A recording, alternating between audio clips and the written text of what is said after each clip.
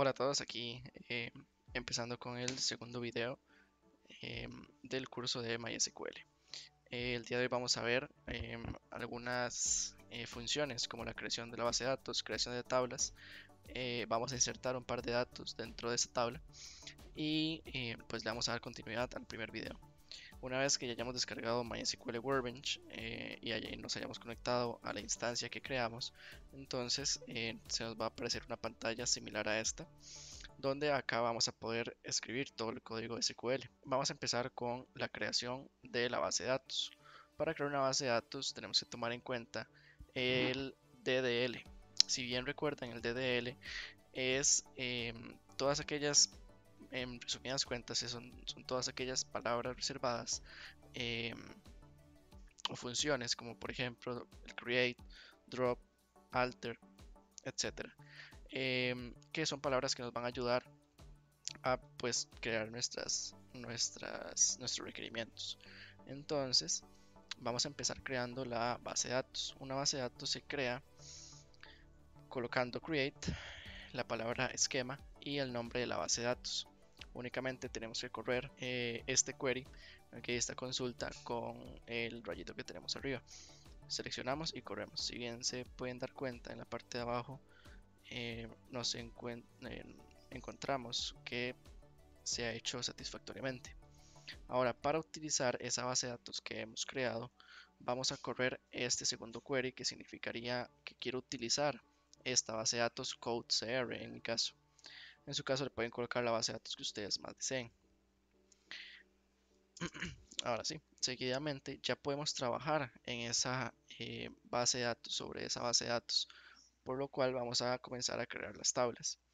¿Qué es una tabla? Una tabla en base de datos es, por ejemplo, voy a utilizar un Excel donde se puede explicar de una gran forma la base de datos. Generalmente una tabla tiene encabezados y tiene filas. Perdón, sí, correcto. Tiene filas. Entonces, en la base de datos generalmente tenemos un encabezado que se llama ID, nombre, por poner algo, eh, apellido, eh, cédula y número. Esos son los encabezados de la base de datos. Y en cada fila o en cada tupla, es el nombre correcto, es donde se va a ir apuntando pues los datos. En este caso vamos a simular la inserción de un dato, que sería por ejemplo el ID, que es el 01, nombre vamos a poner Carlos, apellido Coto, cédula 11111 y número cualquier número. Este ya es un dato dentro de la base de datos, por lo cual así es como funcionan las tablas. Se van a ir agregando consecutivamente hacia abajo, hacia acá. Por ejemplo, tomamos este ejemplo de base de datos, algo así se vería una tabla en MySQL. Pronto vamos a estar viendo cómo crear esa tabla. Entonces lo primero que tenemos que hacer es definir cuáles van a ser nuestros encabezados de la tabla. Generalmente son nombres cortos, identificativos. Por ejemplo, no voy a poner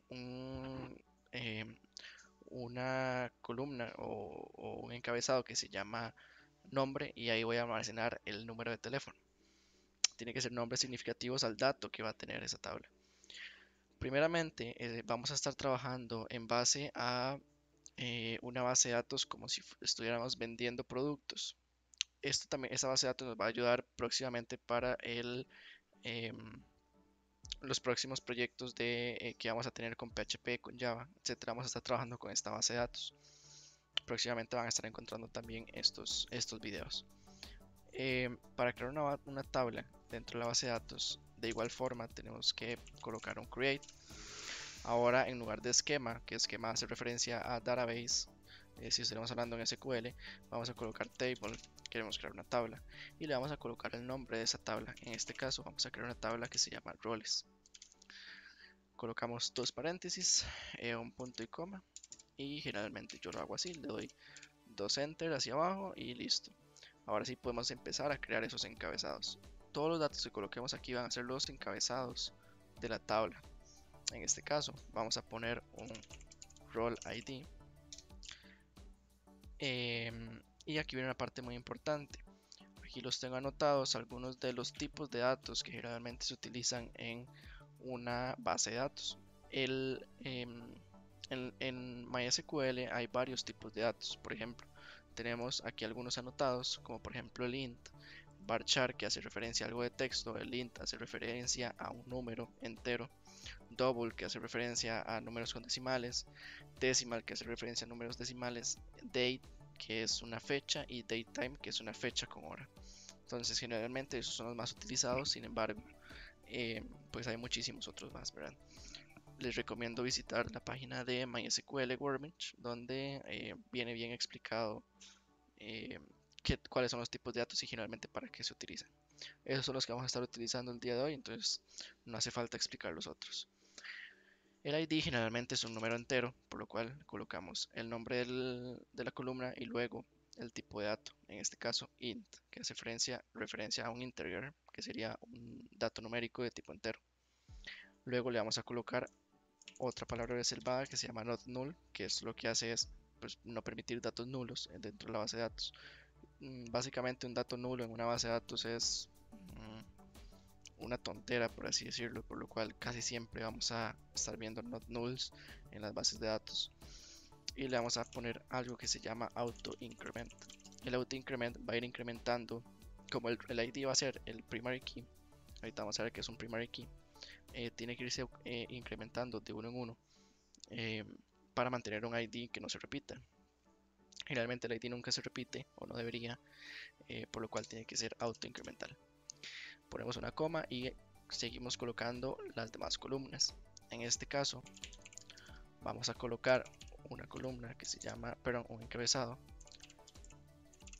role privilegio, que este privilegio va a ser de tipo char. Al igual que el varchar, el char es de tipo alfanumérico, por lo cual no nos va a, ¿cómo explicarlo? Tal vez no nos va a dejar insertar, por ejemplo, si yo quisiera insertar un 2 ahí, no lo va a permitir. Tengo que insertarlo con comillas para que se pueda insertar el 2 o el número que quiera, o incluso la palabra con dígitos numéricos. Entonces el char, vamos a colocar un char de 2 y va a ser un not null. Este dato no puede ser autoincremental ya que no es un ID. Generalmente solo el ID puede ser autoincremental. Ahora, para decirle a MySQL que este dato sea un primary key, generalmente la mejor forma de hacerlo es con un constraint.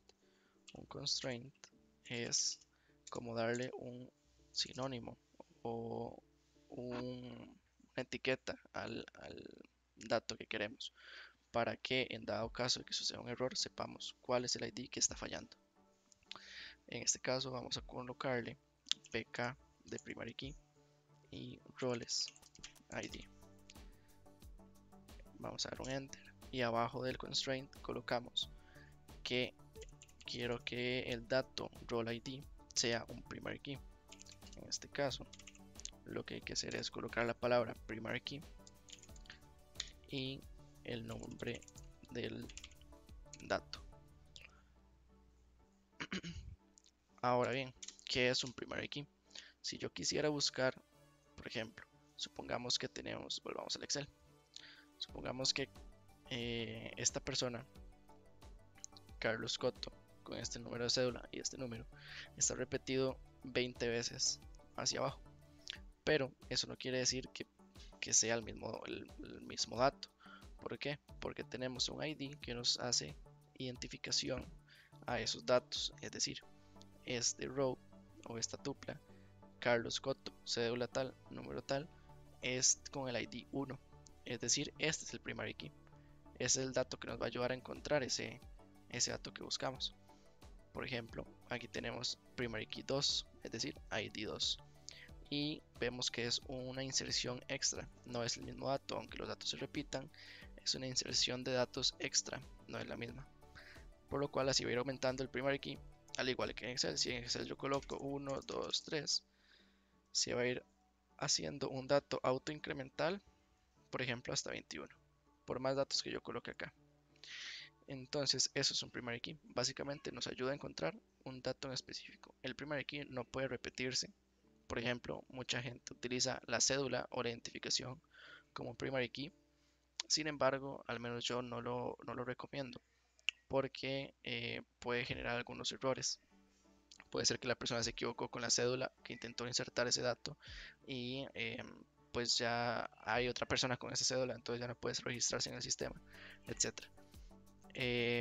Por eso yo prefiero manejarlo siempre con ID, pero eso queda decisión del programador. Ahora vamos a ver otro constraint que se llama check constraint. El check constraint funciona de igual forma que el primer constraint que vimos, pero acá lo que va a hacer es permitir o anular un dato si no se cumple esa sentencia. Generalmente yo siempre empiezo el constraint con chk de check y luego la acción que quiero que se realice, privilegio. Por ejemplo, este constraint lo que va a hacer es chequear que el privilegio, este privilegio, sea de cierta sea exactamente igual a algunos datos que le vamos a pasar. Ya vamos a ver. Para hacer un check constraint, vamos a colocar la palabra check después del constraint, ¿verdad? Paréntesis, y colocamos rol privilegio, que tiene que ser igual a SA de superadmin. Si lo dejamos así e intentáramos insertar un dato con el privilegio SS, por ejemplo, no lo va a aceptar y nos va a dar un error. Esto generalmente se utiliza en estos casos porque vamos a tener tres roles.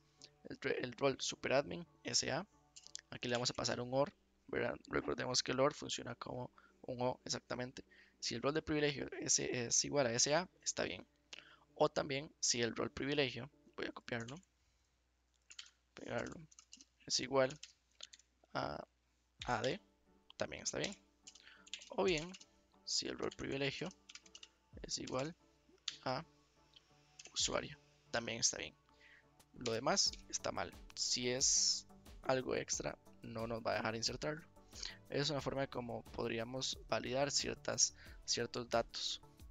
Próximamente vamos a ver checks de email, vamos a ver checks de datos numéricos y etcétera. Pero generalmente es el que más se utiliza. Para crear esta tabla, lo único que tenemos que hacer es señalarla, correr y listo, tenemos una tabla creada. Ahora, no es algo que vamos a ver el día de hoy, pero vamos a insertar algunos datos que yo por acá los tengo, los voy a copiar y pegar dentro de la tabla de roles. ¿Okay? Esto en resumidas cuentas lo que hace es llamar a un insert que sea de parte del DML, ¿okay? Insert dentro de la tabla roles el nombre de la columna, rol privilegio, y va a insertar el value AA. Aquí quiero que vean cómo funciona el check. Vean que AA no está presente ni aquí, ni aquí, ni aquí. Si todo está funcionando bien, nos va a dar un error. Yo selecciono y corro, intento insertarla. Nos va a dar un error código 3819, que significa que el check constraint está siendo violado, es decir, que no se está validando el check constraint. Por lo tanto, si corremos esta otra línea que tiene un valor SA, que aquí está SA, debería de insertarse sin ningún problema. Y aquí lo tenemos. Checkcito verde, un row affected, es decir, una tupla ha sido afectada. Si insertamos estos otros dos, listo. Ahora, algo que no vamos a ver hoy tampoco, pero quiero mostrarles, es que si queremos ver el contenido de una tabla, podemos hacerlo con un select, que es parte del DML también. Y vemos que se han insertado 3 datos de 4 que hemos intentado insertar. Uno no se pudo porque el check constraint lo han violado, entonces no lo deja insertar, pero los demás sí, porque sí están correctos. Tenemos el SA, el AD y el US. Esto nos va a ayudar para crear los roles. Ahora bien, vamos a crear otra tabla. Esta otra tabla se va a llamar usuario. Vamos a colocar create table usuario, doble enter y listo, quedaría. Ahora empezamos siempre con el ID, generalmente.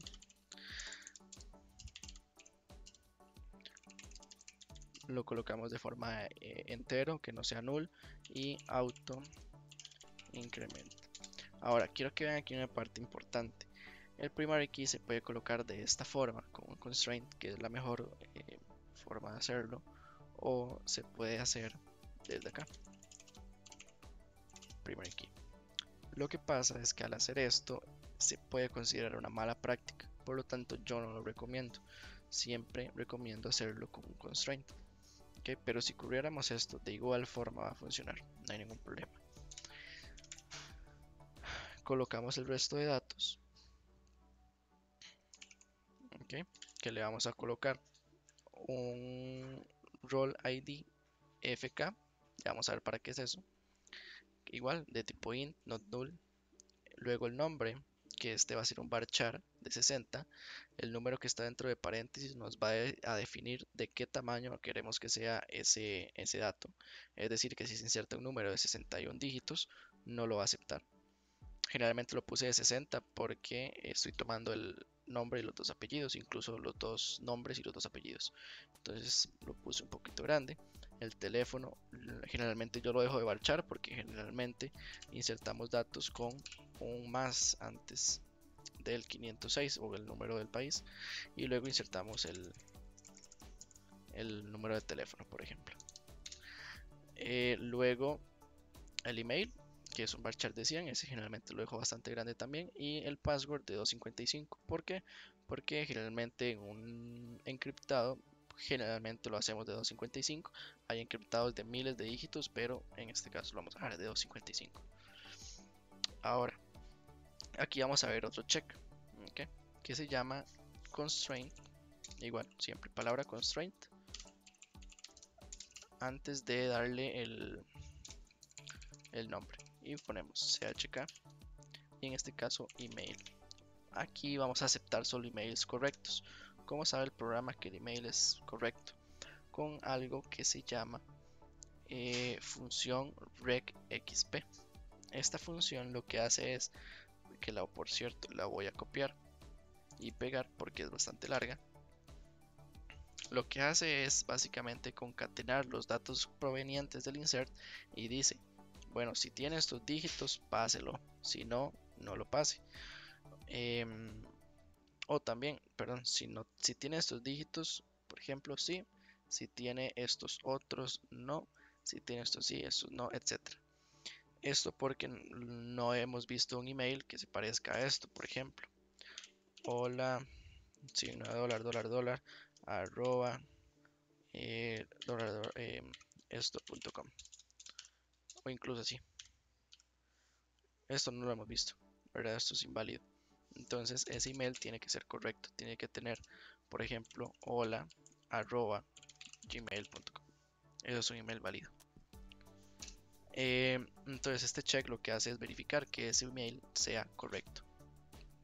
Ahora, de igual forma, vamos a pasarle un constraint para el primary key de esta tabla, que en este caso es el user ID, el cual de igual forma colocamos primary key y entre paréntesis el nombre del campo, que en este caso es USR ID. Aquí podemos colocarle usuario para que no se nos confunda. Primary key, usuario ID. Y ahora vamos a ver algo muy importante, que son las llaves foráneas. Una llave foránea nos funciona para conectar las dos tablas. Por ejemplo, volvemos aquí al Excel. Supongamos que tenemos una tabla chiquitita de esta forma, con ID, nombre y cel de teléfono. Y aquí tenemos esta otra tabla con el ID de esa tabla, el ID de esta tabla, aquí para que no se nos confunda, voy a poner el ID usuario, aquí voy a poner el ID venta. Aquí este ID nos va a funcionar como una conexión entre esta tabla y esta otra. Y aquí vamos a ponerle producto, vamos a ponerle descripción. Entonces este primary key, perdón, este dato ID usuario, vean que es el mismo que este. Entonces de aquí a aquí hay una conexión. Si aquí tuviera el 1, aquí tuviera 1 y aquí 1 y aquí no sé, hola, el nombre va a ponerle Carlos y el sea el 88. Voy a insertar otro dato. Aquí va a tener 2, aquí va a tener voy a ponerle Carolina, número de teléfono. Aquí va a tener 2, aquí va a tener 1 y aquí va a tener otro dato. ¿Cuáles serían los datos que están conectados con Carlos, por ejemplo? Exactamente el 1 aquí y el 1 acá. ¿Por qué? Porque si el ID de usuario se repite aquí y se repite aquí, quiere decir que están conectados. Esto es lo que hace un foreign key, conectar esas dos tablas. Si yo quisiera ver, por ejemplo, cuál ha sido la venta de Carlos, entonces hago algo que se llama join, puede ser un inner join, para conocer que ha vendido hola y buenas. Porque aquí, ¿por qué he vendido? Porque pues es venta. Entonces la foreign key nos ayuda para unir dos tablas. Es muy funcional esta parte. Y esto es lo que hace que las bases de datos de MySQL y de SQL sean bases de datos relacionales, porque están relacionadas entre sí. Entonces vamos a colocar un foreign key. Cuando veamos la parte de joins, nos vamos a quedar más claros de qué es un foreign key. Vamos a colocar un constraint, vamos a colocar fk de foreign key y vamos a colocar usr role. Ya vamos a explicarles qué es esto. Luego de este constraint vamos a colocar igual que primary, pero ahora foreign key, y vamos a colocar en este caso el nombre de la columna de la tabla hija. Es decir, que en este caso vamos a colocar este dato que estamos tratando de referenciar el role ID foreign key con el role ID de la tabla roles. Luego colocamos references y el nombre de tabla roles y la columna a la cual está haciendo referencia, role ID. Okay. Ahora bien, procedemos con la inserción. Perdón, con la creación de la tabla. Marcamos y corremos. Les voy a mostrar muy rápido, de una forma muy rápida, cómo podría yo ver las tablas que están unidas. Aquí voy a colocar esta inserción, la voy a correr. Entonces, por ejemplo, aquí ya le dije que el role ID es 1. Si nosotros vemos los datos de la tabla roles, vemos que el ID 1 es SA. Es decir, esta persona, Iván Guerrero, es un super admin, ¿okay? Tomando la tabla de roles. Si quisiéramos ver cuáles personas son super administradores en la aplicación, entonces vamos a correr una consulta que todavía no la vamos a ver, sin embargo es la forma de cómo podemos explicarla. Aquí básicamente estoy uniendo dos tablas, la tabla role y la tabla usuario. Vean que aquí el role privilegio no está dentro de esta tabla, ¿okay? Sino que está dentro de roles. Role privilegio es SA y el nombre del usuario es Iván Guerrero. De esta forma es como funcionan los foreign keys. Nos ayuda a unir dos tablas totalmente diferentes. Ahora, para borrar esos datos del usuario, vamos a borrar la tabla de, no borrarla, sino truncarla, que eso sería como eliminar todos los datos y resetear el ID, truncate. Ahora, para ir finalizando, vamos a ver la creación de las últimas dos tablas del día de hoy, que va a ser la tabla de producto y la tabla de compra. Voy a copiarlo, voy a copiarlas y pegarlas porque generalmente es prácticamente lo mismo. Entonces, la tabla de producto, básicamente tenemos una tabla de producto con ID, ID usuario, foreign key, ojo, descripción, precio, impuesto, ojo, aquí estamos usando double. Aquí estamos usando double. Este tipo de datos, recordar que es para números no enteros. Luego aquí usamos el tipo de datos datetime para ver cuándo se actualizó. Y aquí hacemos un constraint con datos numéricos. Constraint, hay que chequear que el precio sea mayor a 0. En este caso, chequear que el precio sea menor a 1. Perdón, que el impuesto sea menor a 1, porque generalmente lo vamos a trabajar con, por ejemplo, 0,1, 0,2, 0,3, es decir, que el impuesto tiene que ser menor a 1. Y aquí colocamos las foreign keys. Aquí les dejo unos comentarios que se debe colocar primero la columna de la tabla hija y luego se referencia a la tabla padre. Corremos, creamos. Y aquí les coloqué un ejemplo donde esta tabla tiene dos llaves foráneas, dos foreign keys, dos uniones. Por lo tanto, la tabla compra básicamente está unida al producto y al usuario. Entonces, en la tabla compra se va a poder ver, por ejemplo, cuál usuario compró ese producto, a qué hora, en qué momento, cuál fue la cantidad, cuál fue la fecha. Todo eso se puede observar a partir de la compra. Y en este ejemplo también tenemos la primary key al inicio, conociendo que es una mala práctica. Sin embargo, por ejemplo, lo vamos a hacer de esta forma. Y así es como creamos todas las tablas necesarias para continuar con el proyecto. Ya hemos terminado por hoy. Haciendo un pequeño resumen, creamos una base de datos con create schema, la utilizamos con use, creamos varias tablas con checks, constraints y con constraints para darle nombre a las primary keys y a las foreign keys. Hicimos varios checks, constraints de nombres, ¿verdad? De tipos de datos, por ejemplo el correo electrónico, de datos numéricos. Entonces espero que les haya sido de gran ayuda y los espero en el próximo video.